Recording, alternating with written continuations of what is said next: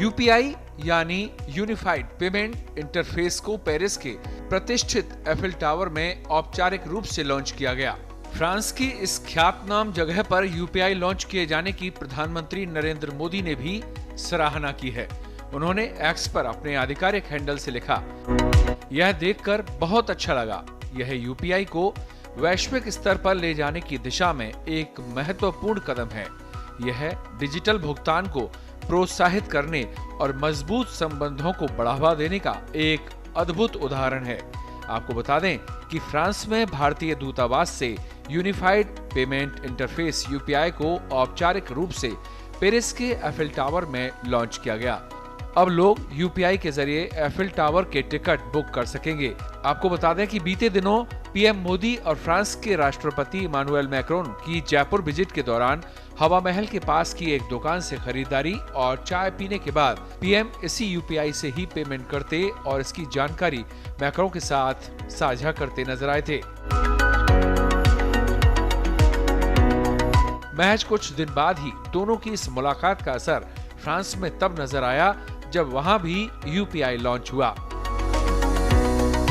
Bharat France के संयुक्त बयान के मुताबिक भारत और फ्रांस डिजिटल लेन देन में पूरी भागीदारी सुनिश्चित करने वाले सहयोग के लिए प्रतिबद्ध हैं। एनपीसीआई इंटरनेशनल पेमेंट्स लिमिटेड और फ्रांस की लायरा कलेक्टर ने फ्रांस और यूरोप में यूनिफाइड पेमेंट इंटरफेस को लागू करने के लिए समझौता किया है। एक रिपोर्ट के मुताबिक पिछले साल जुलाई में अपनी फ्रांस यात्रा के दौरान प्रधानमंत्री नरेंद्र मोदी ने घोषणा की थी कि भारत और फ्रांस यूपीआई भुगतान प्रणाली का उपयोग करने पर सहमत हुए हैं और इसकी शुरुआत प्रतिष्ठित एफिल टावर से होगी। पीएम मोदी ने कहा कि फ्रांस में भारतीय पर्यटक अब रुपए से भुगतान कर सकेंगे। 14 जुलाई को पेरिस में भारतीय समुदाय को संबोधित करते हुए पीएम मोदी ने कहा था कि चाहे वह भारत का यूपीआई हो या अन्य डिजिटल प्लेटफॉर्म, इससे देश में एक बड़ा सामाजिक परिवर्तन आया है। उन्होंने कहा था कि उन्हें बहुत खुशी है कि भारत और फ्रांस यूपीआई का उपयोग करने पर सहमत हुए हैं।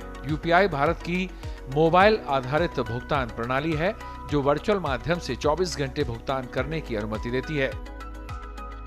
यूपीआई एक ऐसी प्रणाली है जो कई बैंक खातों को एक ही मोबाइल एप्लीकेशन में मर्ज कर वर्चुअल भुगतान को आसान बनाती है। इससे देश में ऑनलाइन लेन देन काफी हद तक सरल हो पाया है और अब लोग बड़े पैमाने पर इसे यूज कर रहे हैं।